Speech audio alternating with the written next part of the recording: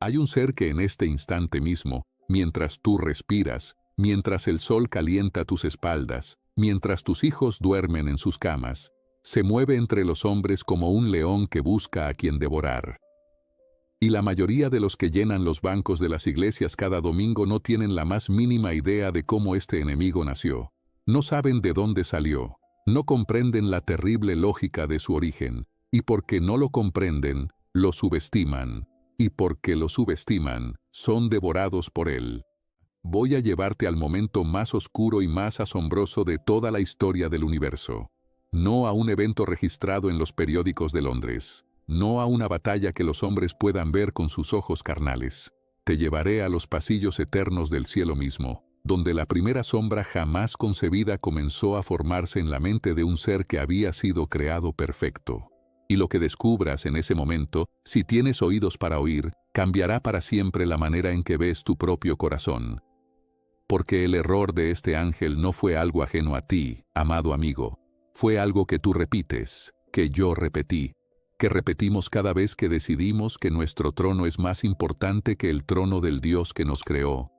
En 40 años de ministerio, he predicado sobre la gracia, sobre la elección, sobre el pecado y sobre la cruz. Pero pocos temas han calado tan profundo en mi alma como este. ¿De dónde vino el primer pensamiento malvado?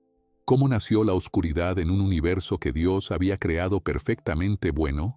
¿Y qué nos dice esa respuesta sobre quiénes somos nosotros? Comencemos desde el principio absoluto. Todo gran conflicto en la historia tiene un origen. Todo enemigo tiene una historia que explica cómo se convirtió en adversario. Cuando estudiamos las tragedias humanas, cuando leemos sobre los tiranos que han ensangrentado la historia, podemos mirar atrás y encontrar el momento, el trauma, el ambiente corrompido, la elección fatídica, que los llevó por el camino oscuro. Podemos rastrear la cadena de causas y efectos, podemos, hasta cierto punto, explicarlos. Pero cuando miramos el origen último del mal, el primero y más profundo origen, nos encontramos frente a una pregunta que desafía completamente la lógica humana. Si un Dios perfecto creó un universo perfecto, y cada cosa que Él creó era impoluta, ¿de dónde vino la primera gota de maldad?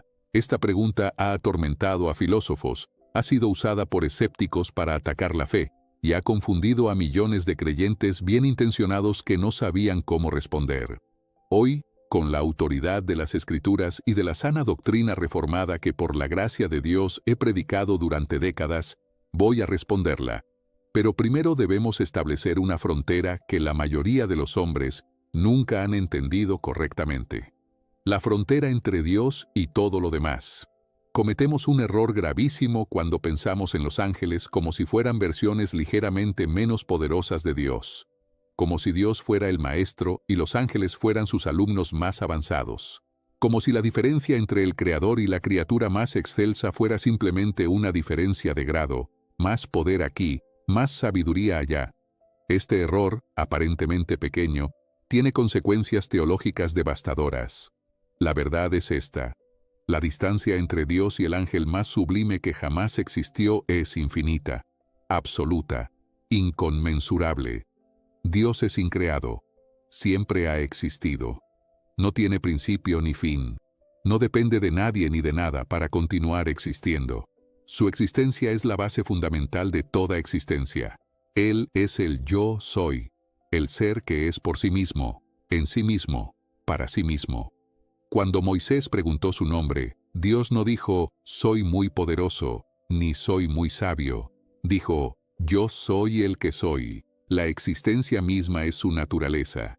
¿Y los ángeles? Los ángeles tienen cumpleaños. Hubo un momento, un punto en la eternidad, en que no existían, y entonces Dios habló, y ellos comenzaron a ser. Son criaturas. Son seres que dependen completamente de Dios para su existencia continuada. Cada pensamiento que piensan, cada movimiento que hacen, cada instante de su ser, es posible únicamente porque Dios está activamente sustentando su existencia. Esta distinción no es un detalle menor para los teólogos académicos. Es la clave para entender todo lo que vino después. Porque existe una vulnerabilidad fundamental en todo ser creado. Solamente Dios es absolutamente inmutable en su bondad, porque Él es la bondad. No puede alejarse de sí mismo. No puede cambiar su naturaleza. Su perfección es absoluta, inquebrantable, eterna. Pero una criatura creada es diferente. A una criatura se le da una identidad y un propósito. Se le da una conciencia separada, la facultad de observar el mundo que la rodea y de observarse a sí misma, y porque no es Dios, tiene limitaciones. No sabe absolutamente todo. No tiene sabiduría infinita. Es inmensamente inteligente y poderosa, pero su capacidad tiene un borde, un límite. Esa limitación no es un defecto. Es simplemente lo que significa ser una criatura en lugar del Creador. Pero dentro de esa limitación, dentro de ese espacio entre ser creado y ser el Creador, yace la más pequeña de las posibilidades, el más leve posible cambio de perspectiva. Una criatura puede mirar al Creador, o puede apartar los ojos del Creador, puede recordar su estado dependiente, o puede comenzar, lentamente, a olvidar que depende de Dios para todo.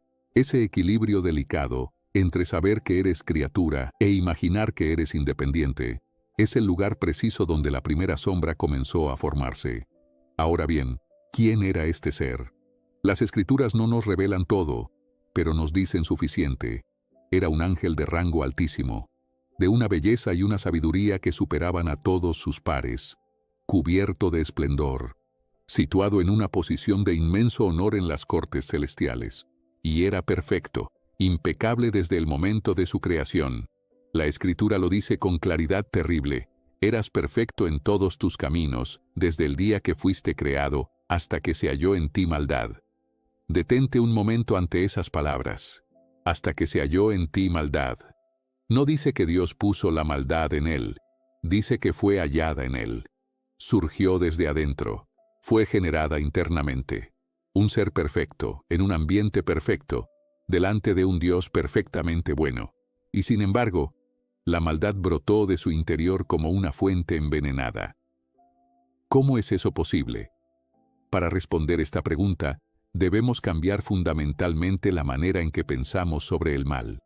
Porque la mayoría de los hombres cometen un error categórico desde el principio. Nos imaginamos el mal como una sustancia oscura, una energía negativa que existe en el universo. Pensamos en él como si fuera una cosa, algo que se puede ver, tocar, medir, aislar. Y si el mal es una cosa, entonces alguien tuvo que crearlo.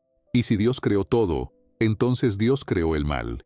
Y así llegamos a la conclusión blasfema de que el Creador es el autor de la oscuridad. Pero esta es una incomprensión fundamental de lo que el mal realmente es. El mal no es una cosa creada. El mal es una ausencia. Es una corrupción de algo bueno. Piensa en la oscuridad. La oscuridad no es una sustancia. No puedes fabricarla, empacarla, venderla en el mercado. La oscuridad es simplemente la ausencia total de luz. Cuando la luz se retira, la oscuridad es lo que queda. No fue creada, simplemente apareció cuando la luz se fue. El mal opera exactamente de la misma manera. Dios no creó una sustancia llamada maldad. Dios creó todo bueno. Creó el amor, la verdad, la armonía, la paz, la belleza, la sabiduría. El mal es simplemente la ausencia de Dios y de su bondad. El mal es lo que acontece cuando una criatura decide alejarse de la luz. Dios no creó la sombra. La sombra fue creada cuando el ángel le dio la espalda a la luz. Y esto es de importancia capital, significa que Dios es completamente inocente de haber creado el mal. Como dice el apóstol, cuando alguno es tentado, no diga que es tentado de parte de Dios, porque Dios no puede ser tentado por el mal, ni Él tienta a nadie. Y el apóstol Juan lo confirma con palabras que deberían resonar en cada corazón. Dios es luz, y no hay ningunas tinieblas en Él. Ninguna, ni una sombra. Bien. Pero si el mal es una ausencia, una corrupción de lo bueno, entonces requiere que algo bueno exista primero para poder arruinarlo. Una mentira no puede existir a menos que la verdad exista primero, porque una mentira es simplemente una torsión de la verdad. Y aquí llegamos al corazón terrible y maravilloso de la cuestión. El ángel que cayó no descubrió una poción oscura que Dios hubiera dejado olvidada por los pasillos del cielo. No encontró un almacén secreto de maldad que el Todopoderoso hubiera escondido. No.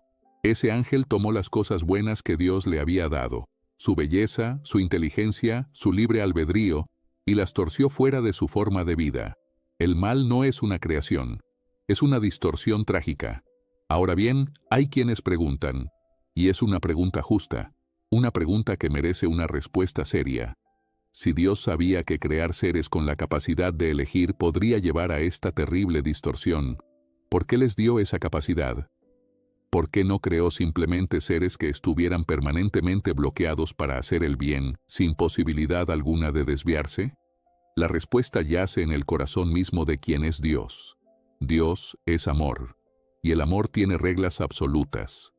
Una de las reglas absolutas del amor es que no puede ser forzado. El amor debe ser una ofrenda voluntaria, debe ser dado libremente, o no es amor en absoluto. Imagina que pudieras construir una máquina extraordinariamente avanzada.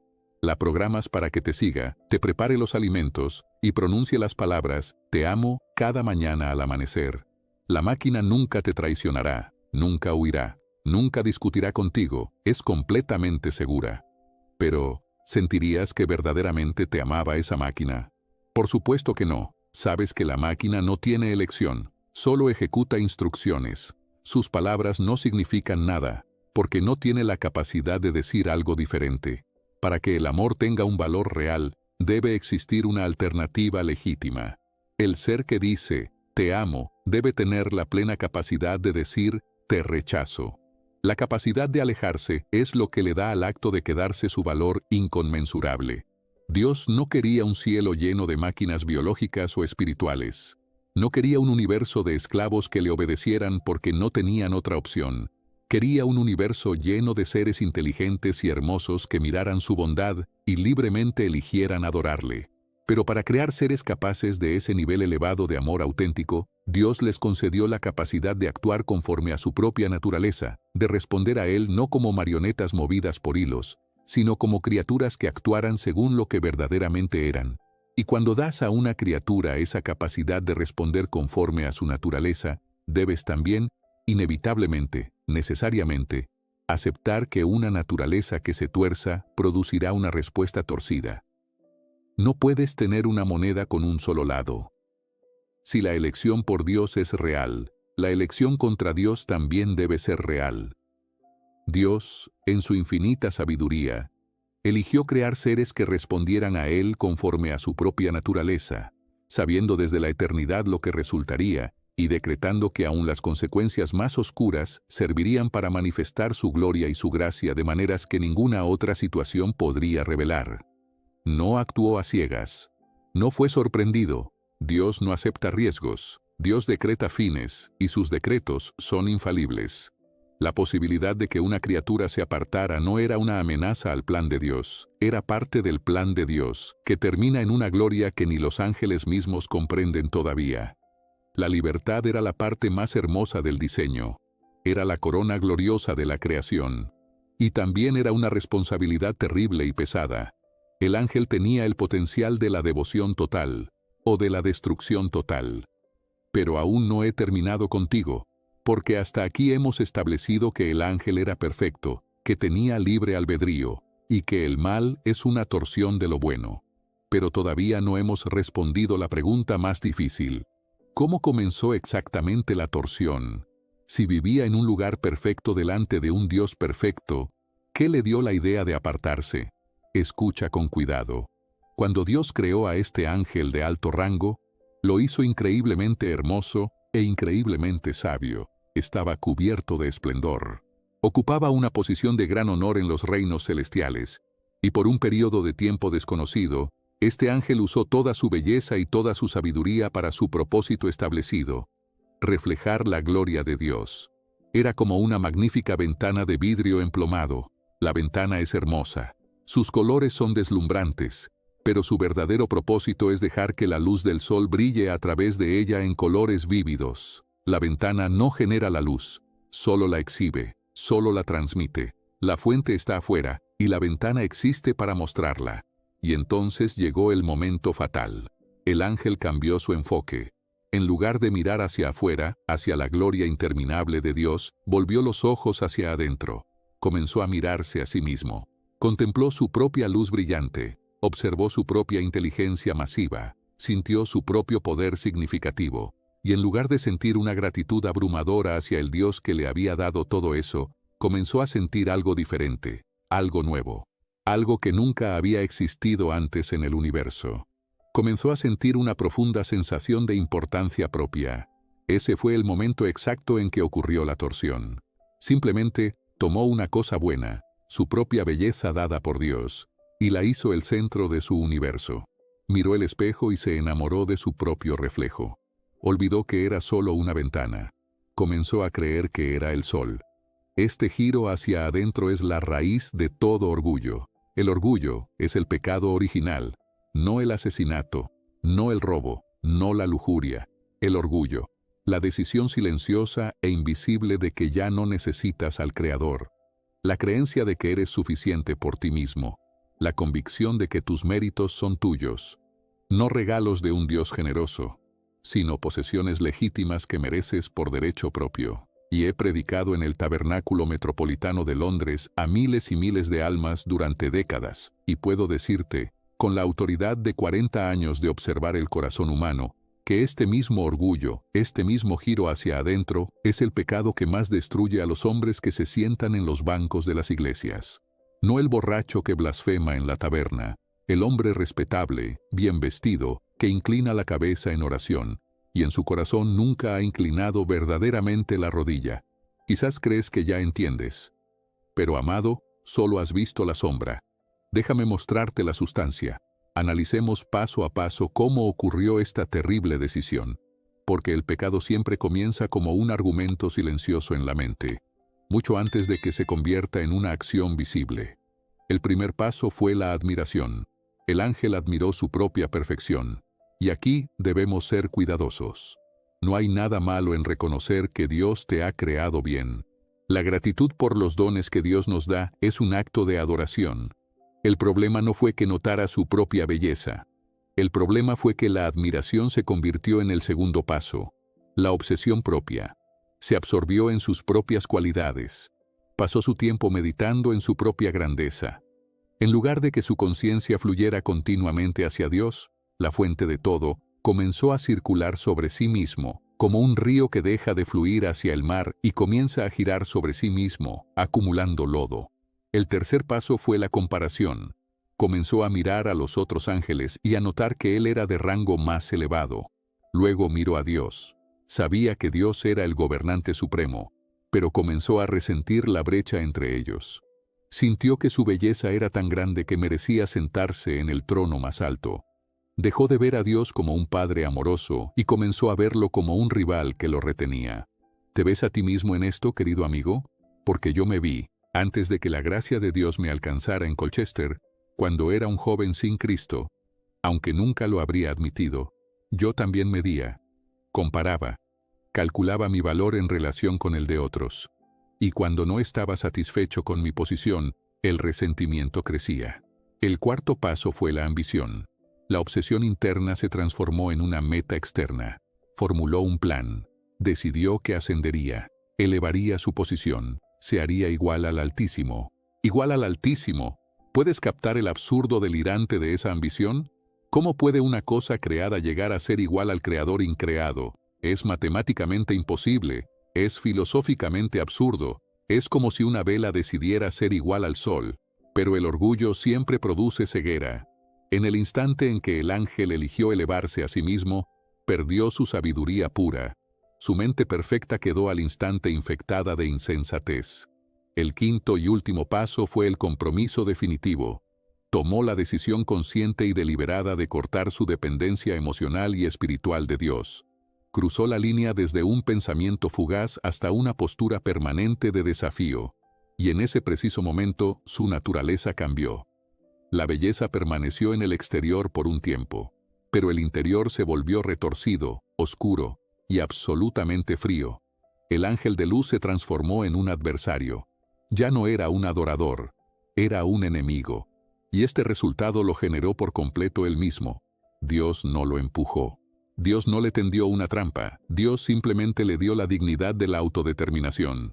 y el ángel usó esa profunda dignidad para cometer suicidio espiritual. Aún después de analizar cuidadosamente los pasos del orgullo, aún después de trazar el camino desde la admiración hasta el desafío, hay algo que nuestras mentes humanas siguen gritando. Una pregunta que no puede callarse. ¿Por qué? ¿Por qué un ser de inmensa inteligencia, de pie en la presencia literal del amor absoluto y del poder absoluto, pensaría que rebelarse era una buena idea? Seguramente sabía que no podía ganar contra un Dios omnipotente. Seguramente sabía que separarse de la fuente de la vida solo llevaría a una muerte viviente. ¿Por qué haría alguien algo tan obviamente autodestructivo? Y aquí debemos humillarnos ante el texto sagrado, porque la Biblia llama al origen del mal un misterio profundo. El misterio de la iniquidad.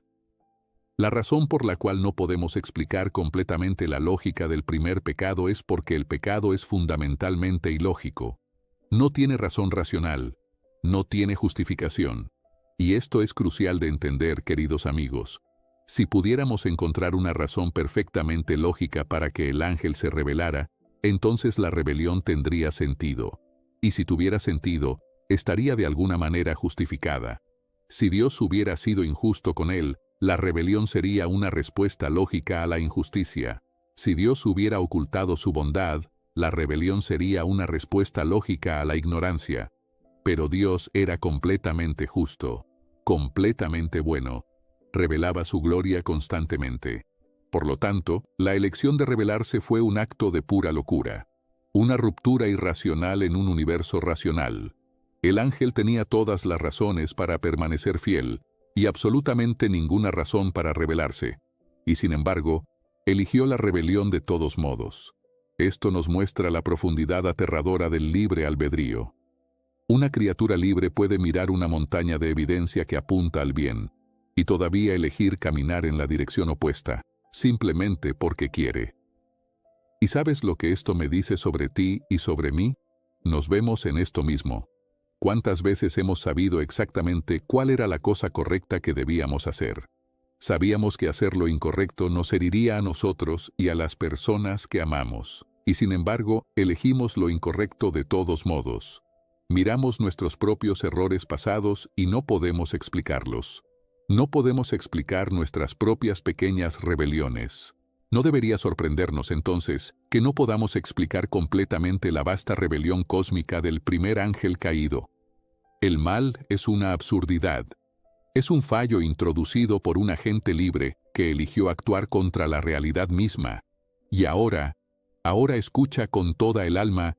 La tragedia no se detuvo con un ángel. La oscuridad se esparció rápidamente.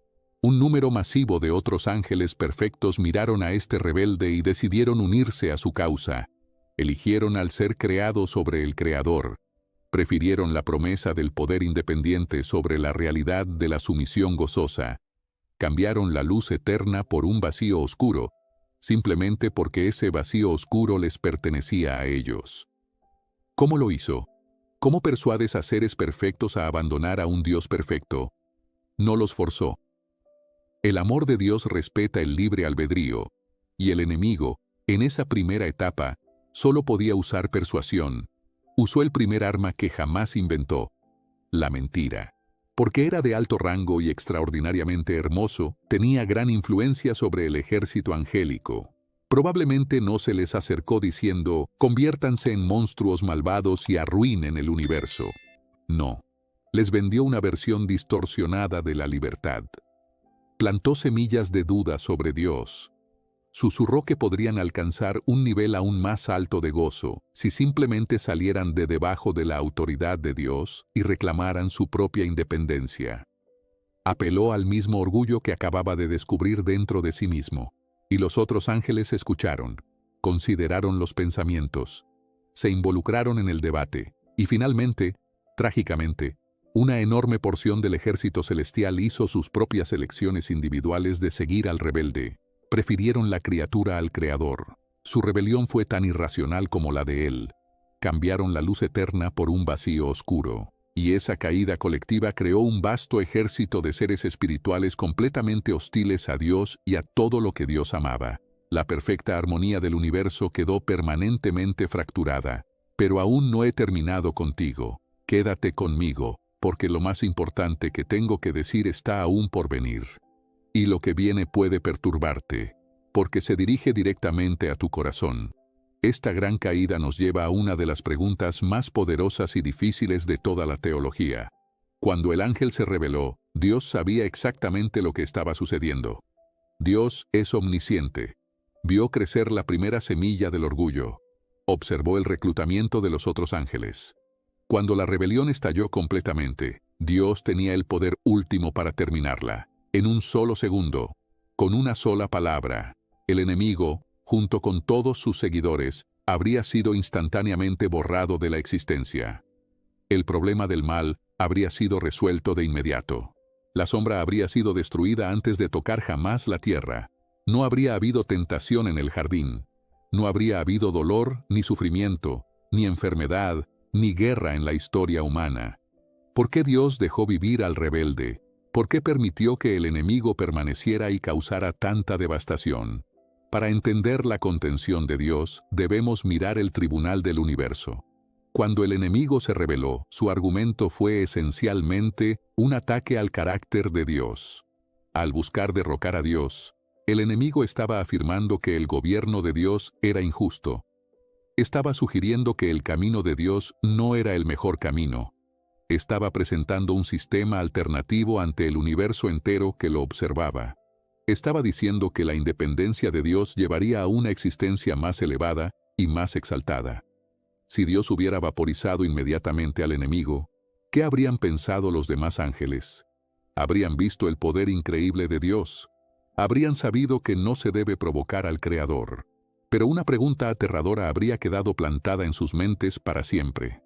¿Y si el enemigo tenía razón? ¿Y si Dios lo destruyó para silenciarlo? ¿Y si Dios es un tirano que usa la violencia extrema para aplastar a cualquiera que haga una pregunta difícil? Si Dios hubiera usado la fuerza letal inmediata, los ángeles restantes habrían continuado sirviendo a Dios, pero su servicio habría sido motivado por el terror puro. Habrían servido porque tenían miedo de ser vaporizados. No porque confiaran en su carácter amoroso. La autoridad de Dios habría sido mantenida por el miedo.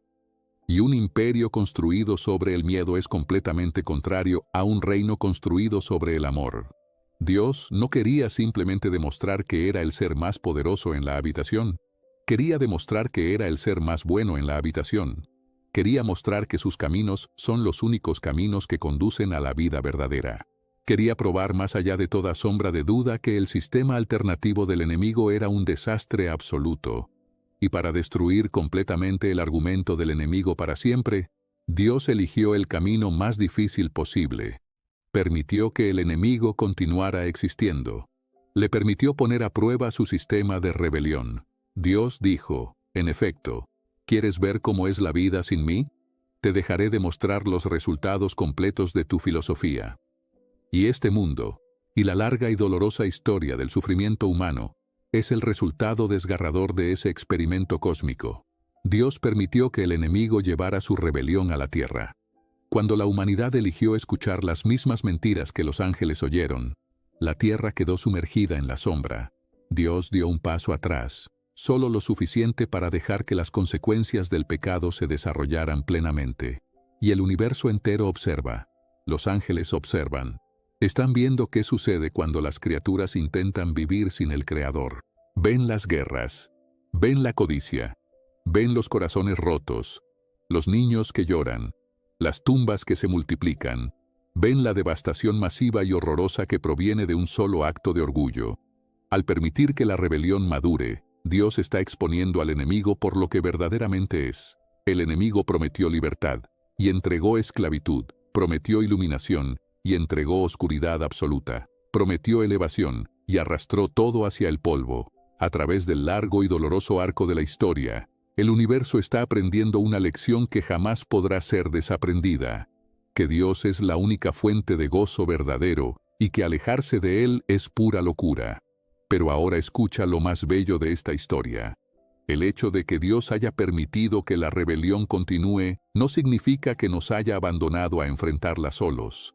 Este es el más hermoso de todos los capítulos de este relato. Dios no se sentó cómodamente en su trono a observar cómo sufrimos bajo la crueldad del enemigo. En cambio, y este es el corazón de todo el Evangelio, el punto al que todo en las Escrituras apunta, el Creador entró en el experimento él mismo. Tomó nuestra naturaleza humana frágil, caminó en el mismo mundo oscuro que el enemigo había corrompido. Permitió que el enemigo dirigiera todo su odio y toda su violencia contra él. Absorbió la consecuencia última de la rebelión. Experimentó el dolor, la traición y la muerte que el enemigo había traído al mundo. Pero porque Dios es la vida misma, la muerte no pudo retenerlo. Quebró el poder de la rebelión desde adentro hacia afuera. No derrotó al enemigo simplemente lanzando fuego desde el cielo. Lo derrotó demostrando un amor tan radical y tan profundo, que eclipsó completamente el mal más oscuro. No lo digo como un teórico que habla desde lejos. Lo digo como un predicador que en 40 años de ministerio se ha sentado junto a hombres y mujeres en los momentos más oscuros de sus vidas, junto a los que estaban en el borde mismo del abismo, y ha visto repetidamente que ese amor era real, genuinamente real, suficientemente real como para sostener un alma cuando todo lo demás había cedido. Cristo es suficiente. Ese es el mensaje central de Ecos de la Reforma, y es el mensaje central de este sermón. No un sistema de reglas, no una religión de esfuerzo humano. La persona del Dios hombre que entró en la oscuridad y la venció desde adentro. Y lo que más me asombra, lo que me hace caer de rodillas en mi estudio cuando lo contemplo, es que Dios tiene un plan específico y un tiempo preciso para este drama cósmico. El enemigo está operando con tiempo prestado. Es un rebelde derrotado, blandiendo sus armas furiosamente en los últimos momentos antes de ser removido permanentemente. Ya ha perdido la guerra. Solo estamos esperando que caiga el telón final sobre este drama. Habrá un fin definitivo para esta historia. Dios ha prometido que eventualmente removerá la sombra por completo. Reunirá todas las piezas rotas de este mundo y las rehará. El trágico experimento será cerrado. La evidencia será completamente reunida. El terrible costo del orgullo quedará perfectamente registrado en la historia de la eternidad. Y entonces Dios establecerá una nueva realidad donde el mal jamás volverá a levantarse. Como dice la Escritura, enjugará Dios toda lágrima de los ojos de ellos. Y ya no habrá muerte, ni habrá más llanto, ni clamor, ni dolor, porque las primeras cosas pasaron. Cuando llegue ese día, el universo será eternamente seguro. No porque Dios haya eliminado el libre albedrío. El libre albedrío todavía existirá.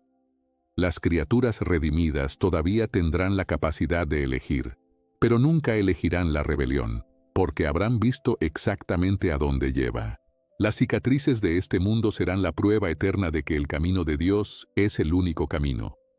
La inmunidad al mal no vendrá de la falta de elección, sino de una confianza total e inquebrantable en la bondad de Dios. Ahora bien, llegamos al momento que más me importa en este mensaje, no el momento teológico, no el momento histórico, el momento personal. ¿Qué tiene que ver esta historia antigua y cósmica contigo, con tu trabajo, tu familia, tus luchas personales de esta semana? Lo cambia todo, absolutamente todo.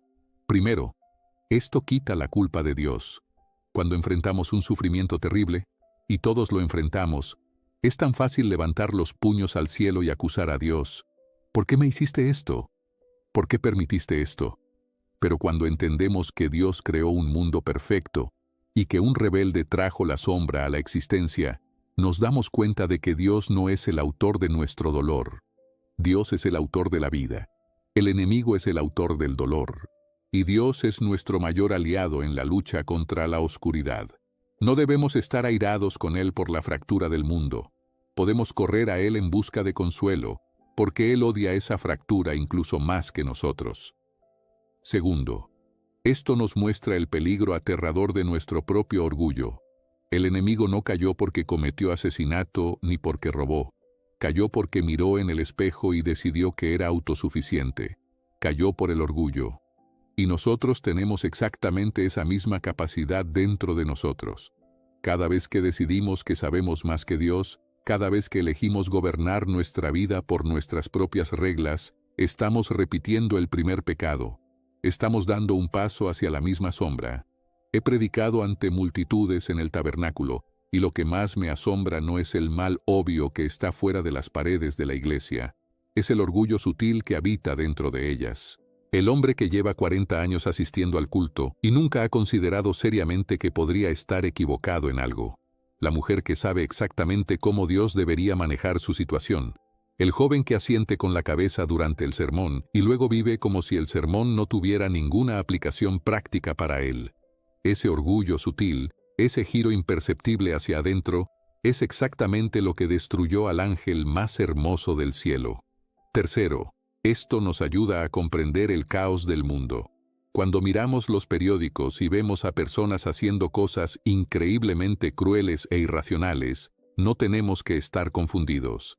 Vivimos en una zona de guerra. Vivimos en un mundo que está actualmente bajo la influencia de un rebelde espiritual que está tratando de arrastrar todo lo que puede hacia la oscuridad con él. La crueldad es su objetivo, el caos es su meta específica. Pero saber esto significa que no tenemos que desesperarnos. Este no es el estado permanente del universo, es una prueba temporal. El enemigo ya perdió, solo estamos esperando el final. Y finalmente, y esto es lo que le quiero dejar grabado en el alma, esta historia nos da una esperanza masiva e inquebrantable. Dios es tan increíblemente sabio, tan absolutamente soberano, que puede tomar las peores cosas que el enemigo inventa y usarlas para producir un bien aún mayor. El enemigo pensaba que estaba destruyendo el plan de Dios. Pero Dios es tan brillante que usa la propia rebelión del enemigo para demostrar los niveles más altos de gracia y misericordia. Si nunca hubiera habido rebelión, habríamos conocido la bondad de Dios. Pero porque hubo rebelión, ahora conocemos el perdón radical de Dios. Conocemos su paciencia increíble, conocemos su amor sacrificial, y sabemos, con una certeza que ninguna filosofía humana puede dar, que a los que aman a Dios, todas las cosas les ayudan a bien. Dios toma los hilos oscuros de la obra del enemigo y los teje en un tapiz hermoso de redención. El enemigo, sin saberlo, está sirviendo como una herramienta para revelar cuán asombroso es verdaderamente el Creador. Así que cuando enfrentes la sombra en tu propia vida, cuando la oscuridad sea real y el dolor sea agudo, no desfallezcas. No dejes que la oscuridad temporal te convenza de que la luz ha fallado. La luz es intocable. El Creador sigue sentado firmemente en su trono. El rebelde ya ha perdido la guerra. Solo estamos esperando que caiga el último telón de este drama cósmico. Y mientras esperamos, mientras vivimos en este periodo extraño entre la victoria ya ganada en la cruz y la victoria plenamente manifestada en la segunda venida, tenemos el privilegio de hacer la elección que el enemigo se negó a hacer. Podemos mirar la belleza del Creador, reconocer nuestra completa dependencia de Él y ofrecerle nuestro amor libre, auténtico y gozoso. Podemos pararnos en la luz e invitar a otros a salir de la sombra. Y un día, pronto, más pronto de lo que cualquiera de nosotros imagina, la luz será lo único que quede. Querida alma, antes de que termines de escuchar estas palabras, permíteme hablar directamente a tu corazón. La pregunta que te hago no es teológica, es personal. No te pregunto si entiendes el origen del mal. Te pregunto, ¿estás tú mismo viviendo bajo el mismo principio que destruyó al ángel más hermoso del cielo? ¿Estás girando hacia adentro? ¿Está tu vida centrada en ti mismo, en tus planes, en tu voluntad, en tu satisfacción, con Dios como un accesorio conveniente al que acudes cuando lo necesitas, pero al que ignoras cuando no lo necesitas? Porque si es así, amado amigo, estás en un peligro más grande del que te das cuenta, no por lo que has hecho, sino por lo que eres. Un ser creado intentando vivir sin el Creador, exactamente como el ángel, exactamente como Adán, exactamente como cada hombre y mujer que ha caminado por esta tierra desde entonces. Y la solución no es que te esfuerces más, no es que tomes mejores decisiones, no es que sigas un conjunto de reglas con mayor diligencia. La solución es Cristo, solo Cristo, el que entró en la oscuridad para que tú pudieras vivir en la luz. El que absorbió la consecuencia de la rebelión, tuya y mía, para que la rebelión no tuviera que ser nuestra historia permanente. ¿Quieres salir de la sombra? Si en este momento hay en ti un deseo de humillarte ante Dios, si hay algo en tu interior que siente el peso de estas palabras y no puedes sacudírselo, sabe que ese mismo deseo no vino de ti. Vino del Espíritu Santo obrando en tu corazón. No lo resistas. No lo expliques.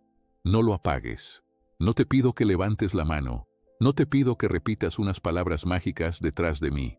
Te pido que hagas lo que solo una criatura humilde puede hacer. Reconoce que has estado en el mismo camino que el ángel caído. Reconoce que tu orgullo, tu autosuficiencia, tu vida centrada en ti mismo, es pecado delante de un Dios santo. No una debilidad, no un defecto de carácter. Pecado. Rebelión real contra un creador real. Y luego ve a Cristo, ahora mismo, exactamente donde estás. Sin pasar primero por el sacerdote, sin acumular primero suficientes buenas obras para presentarte digno, sin esperar a sentirte suficientemente arrepentido. Ve a Él como el publicano que clamaba en el templo. Dios, sé propicio a mí, pecador.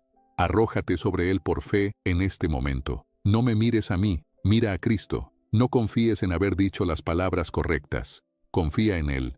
Él es el único que puede convertirte de una ventana rota en una ventana que vuelve a transmitir la luz. Y si esta mañana, si en este momento, mientras escuchas las palabras de este viejo predicador de Londres, el Espíritu de Dios está obrando en tu corazón, produciendo esa convicción, esa sensación de que algo en tu interior necesita cambiar radicalmente, no resistas, no aplaces, no digas mañana. El enemigo usó exactamente ese argumento con los ángeles que tenía que convencer. Más tarde. Hay tiempo. Primero disfruta esto. El momento de la decisión puede esperar. No puede esperar. El rebelde creyó que era suficientemente inteligente para planear el momento de su propia elevación. Calculó. Esperó. Actuó cuando pensó que era el momento correcto. Y en lugar de elevarse, cayó. No cometas ese mismo error. Señor Dios Todopoderoso, Creador del cielo y de la tierra, soberano sobre todo lo que existe, incluyendo el mal, incluyendo el dolor, incluyendo las ruinas de nuestra rebelión. Te pedimos que en tu misericordia incalculable, a través de la única mediación de Jesucristo Señor nuestro, apliques a cada alma que ha escuchado estas palabras la obra plena de tu Espíritu Santo. Que el orgullo sea quebrantado.